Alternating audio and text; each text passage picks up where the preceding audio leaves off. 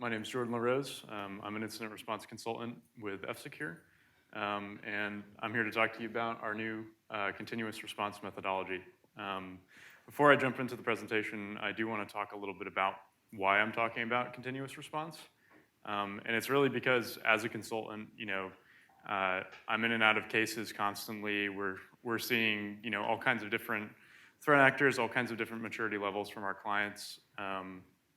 But time and time again, we're called in because ultimately those initial protections and that initial team, failed or at least needed help.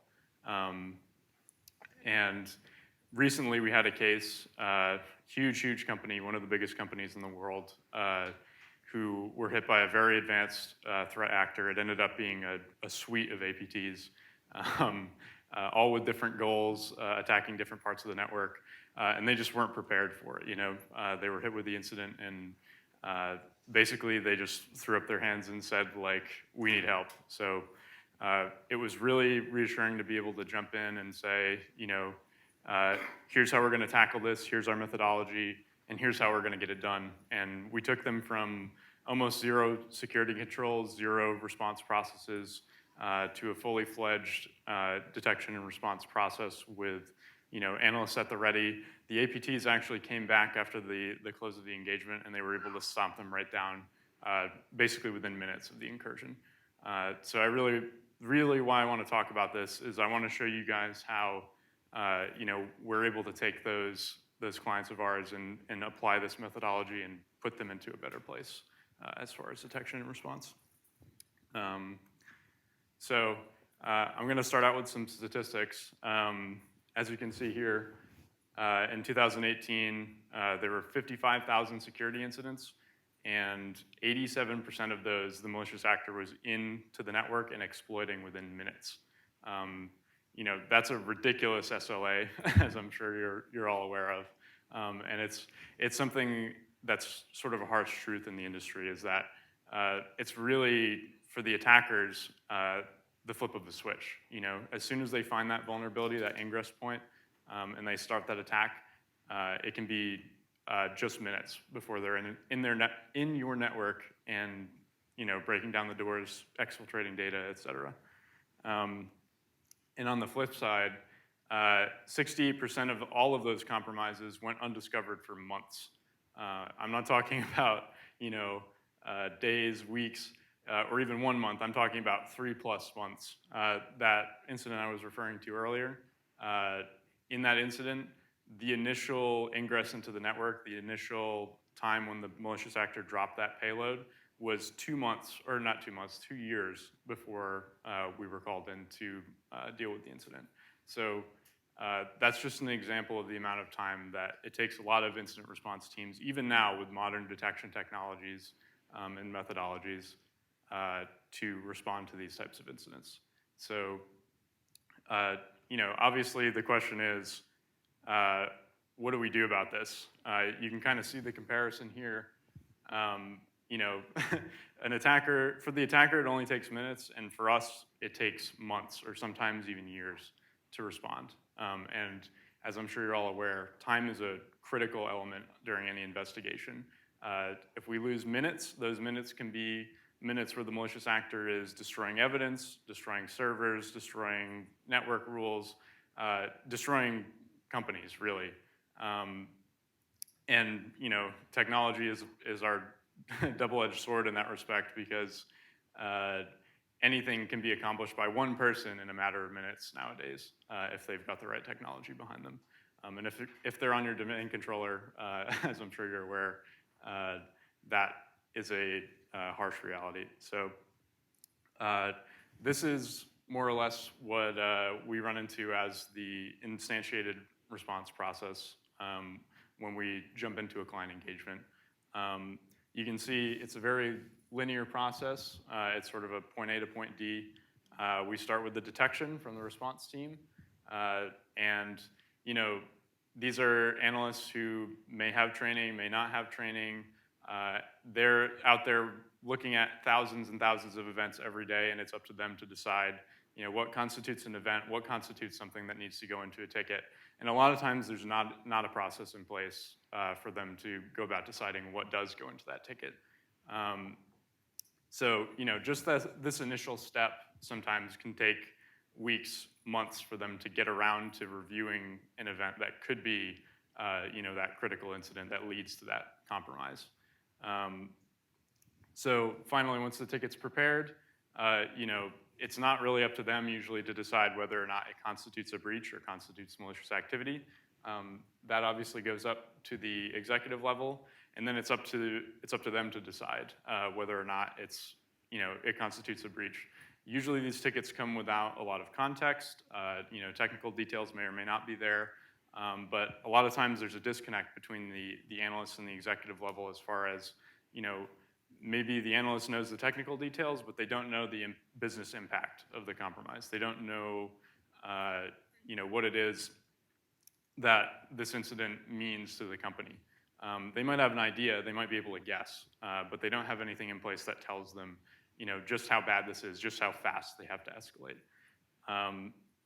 So finally, once that process is complete, and again, I want to hammer home, this initial step, the detection ticket and the decision point, that's really where I've seen the most time lost during investigations.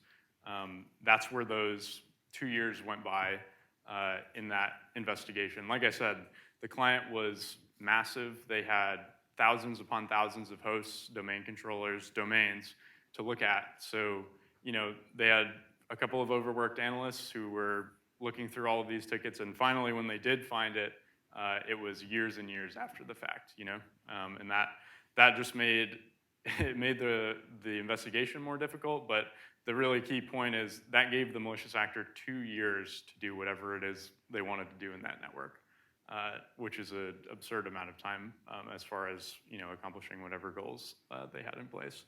So, once the investigation takes place and is gone through, we move into the containment phase. Generally, that's just a matter of isolating hosts, killing off malicious processes, maybe blacklisting IP addresses, and just trying to get that malicious actor out of the network. And these steps, again, because a lot of times there isn't a defined process or a defined plan, these steps might happen out of order. They might hamper the investigation. Like, for example, if a host is reimaged before the forensics team has a chance to look at what's happened on there, that could be the difference between knowing exactly what the malicious actor was going for, knowing exactly what they were deploying on the host, and knowing next to nothing about what they're doing and just hoping that they made a misstep on a different host. So again, some more statistics just to kind of hammer this home.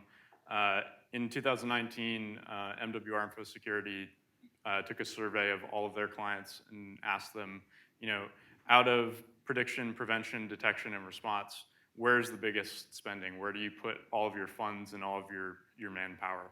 And only 12% of companies said that response was their largest areas of spending. Now, all of those steps are important: prediction, prevention, detection, response. But again, in my experience, and I think probably in a lot of your experiences as well, response is sort of an inevitability. There will be an attack.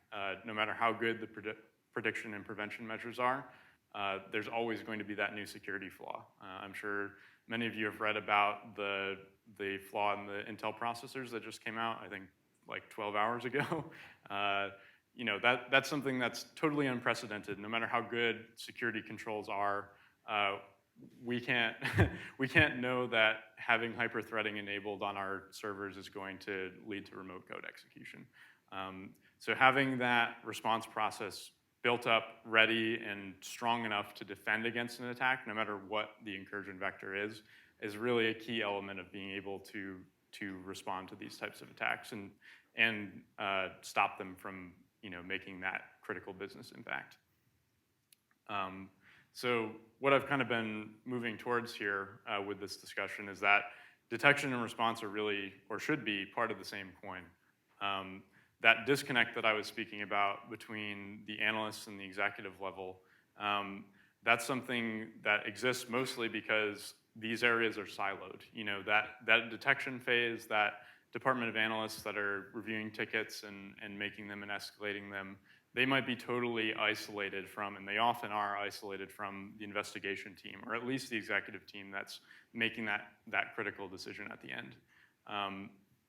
And what I'm going to talk to you about today is merging those things, making detection, response, and everything in between a continuous process instead of one that just follows its course and a lot of times leaves time and people behind.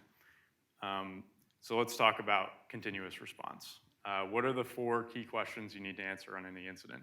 I'm sure even if I didn't have the answers up there, you guys could answer this. You always want to know, how did the attacker gain access? What did they do when they were in the network? And then, of course, how do we clean up and how do we stop it from happening again? Those 2 first questions are really the key ones, right? How the attacker gained access is something that informs the 3rd question, and also is what you need to know to stop them in the future. And also, it's a way of knowing who the attacker is and what do they want.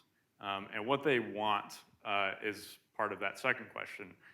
What do they do? A lot of times, I believe from the same Verizon survey, I think it's 76% of attacks are financially motivated.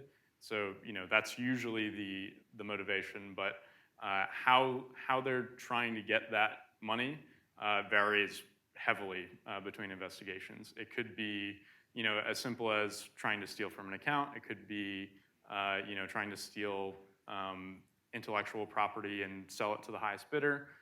It could be an attempt to gain political clout or sell political information to an interested party for a lot of money.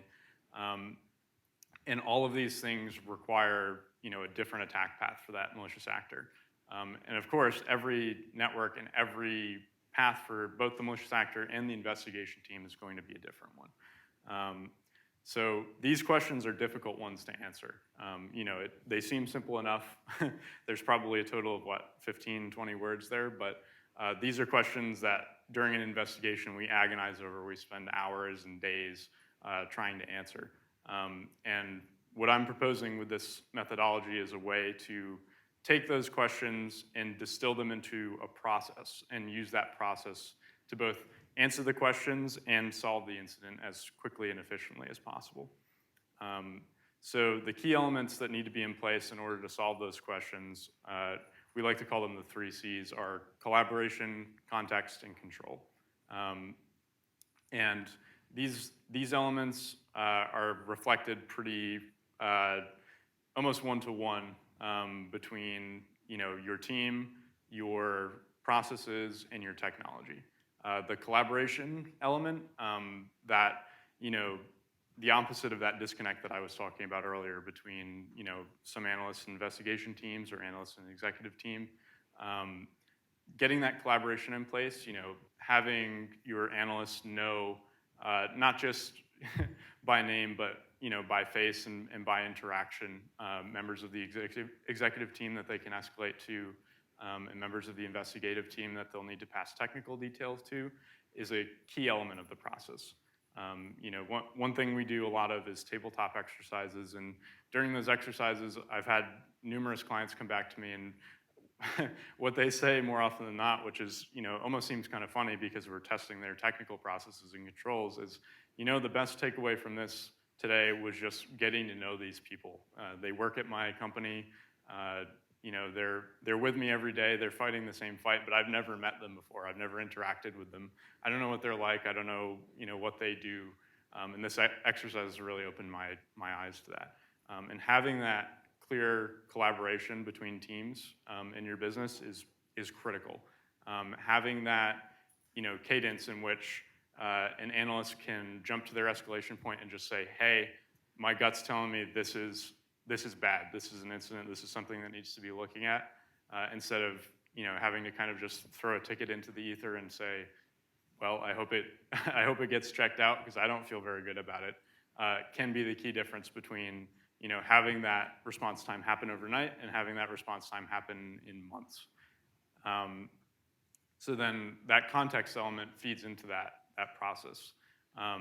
Context is really, in this case, knowing how a potential incident or an active incident falls into your business and what the impact of that is. Having a pre-established context in place for those analysts and for those executives that are making the decision, again, can be the difference between months and minutes as far as response time goes. If that analyst takes in an incident, he sees, let's say, PowerShell on a Windows host, it's base64 encoded, he decodes it, they're invoking a protected command that you have it categorized already, that this is we'll say, tier 3 escalation. They know exactly how to put that into the system, they know exactly who to take it to, and then who receives it knows, okay, this is a tier 3 incident. They don't even need to know the technical implications of this. They know that it's a tier 3 incident on, we'll say a domain controller. They know what the business impact of that is before they even really look at the ticket. And that's really the key difference there, is that context. It's what allows teams to, jump and have that quick turnaround and that quick SLA. And that's really that element that was missing when I mentioned before, that 2-year gap that it took the client before they realized, oh, we've been attacked. That's a key element, is that context, because that initial alert that somebody got, they just dropped it in the garbage bin because they didn't realize what it meant. They didn't realize how bad it was. Is that a failing of the person? Is that a failing of the process? Is that a failing of the technology? Honestly, the answer is all three. It's the team that stands behind the technology, and it's the context that your processes are able to give those teams, and that enables them to make an incident, an effective resolution instead of a balling out of control dumpster fire, to put it, I guess, candidly. And then finally, just to speak about control a little bit, even if you have those skilled analysts, you have that collaboration between team members, and that ability to categorize incidents well and put them into this process. If your technical controls aren't up to snuff, a lot of times those things won't matter. Your analysts won't be enabled to slow down the malicious actor by throttling their network traffic or blocking them from specific resources. Maybe they'll have to do it manually, or maybe they won't have the option at all. And again, that makes that key element of time just that much more disparate. If the malicious actor was slowed down by a network throttle, that could mean the difference between an entire database being wiped and the malicious actor not even making it to the database. So sort of moving into those 3 points, these are really the reflection of those points. This is what constitutes, in my experience, an effective response team and an effective response process. It's the people, it's that capable team, it's those people that have collaborated with each other, they know the process, they know the business, they know the threat landscape, and they're ready to take an incident and take it from 0 to 100 in a matter of minutes, just like the malicious actor can do, and sort of combat them one-to-one instead of feeling disadvantaged because they lack the knowledge or they lack the enablement with each other. It's those processes, it's those incident response plans, playbooks.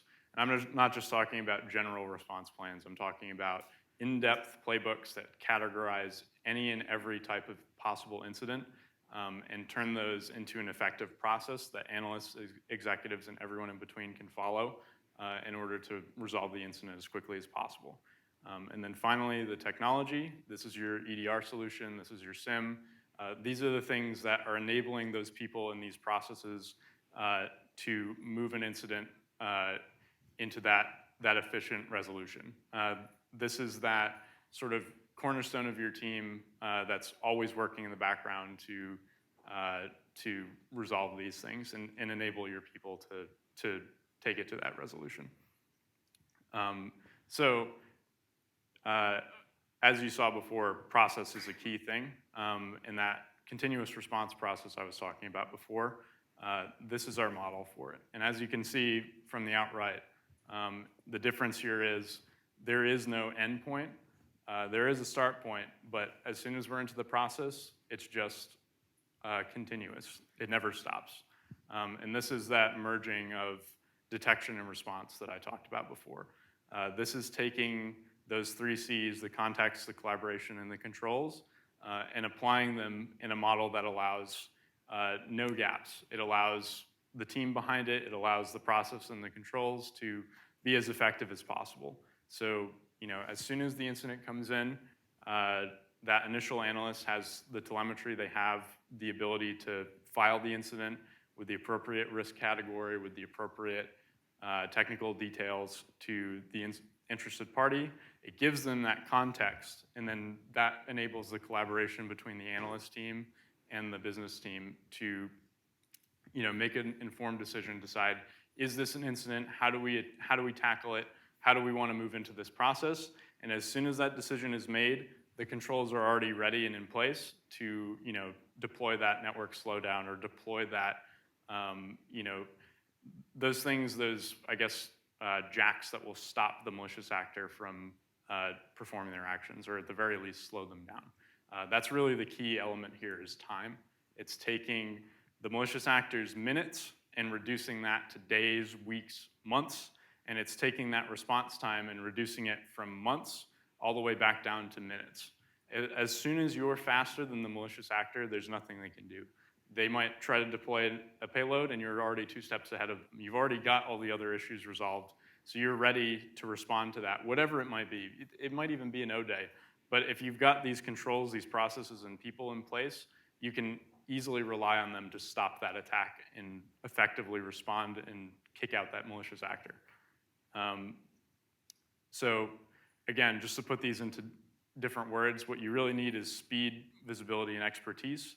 That speed is, again, that time element, which is key in any investigation. It's that visibility. Both the executive team, the analyst team, and the investigation team always need to know what's happening during an incident and why. And then finally, that expertise. You need a solid team that you can rely on, somebody that when they receive that first alert from your SIM or whatever, they know that this is a critical incident, this needs to be escalated, and they know when the controls need to be put in place. They know exactly how to do that. They know exactly how to slow down the malicious actor. And these are really the key fundamentals of that continuous response methodology, is just putting everything that was previously disparate and previously a linear process into something that's just a constant revolution, a constant cycle that your analysts, your executive team, and everyone in between can kind of take and run with and make it a quick, efficient process. What can you do to apply this methodology now? I'm sure everybody's at different stages as far as their business goes with response processes, but there's always some way that you can improve. No matter how sophisticated your detection controls are or your defense controls, there's always something you can do. Maybe it's the best defenses you've ever. Even if they are, they need to be tested regularly. And that's where that first response training and preparation comes into play. You should be running through tabletop exercises. You should be giving those analysts the enablement to train themselves and learn about the threat landscape, learn about the most recent threat intel.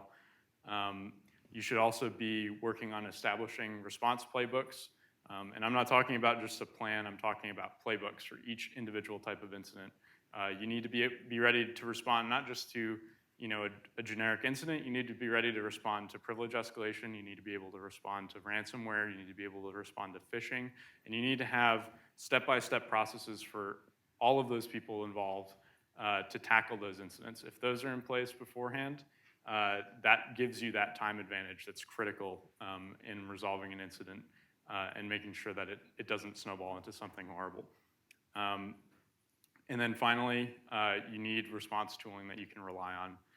You need something that not just gives you those events, but gives you the ability to slow down and hamper malicious actors, and gives you the ability to enable those analysts and allow them to fight the malicious actor toe-to-toe. We offer something, Countercept, that does that. Carbon Black is another solution that can handle that.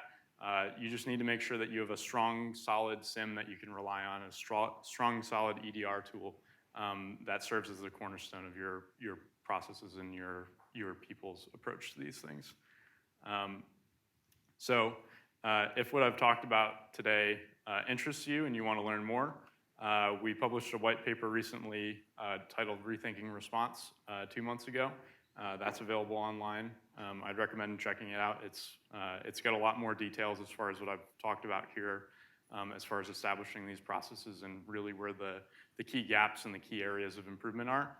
And we've also got a webinar that you can check out that, again, covers the same thing, just in a different format.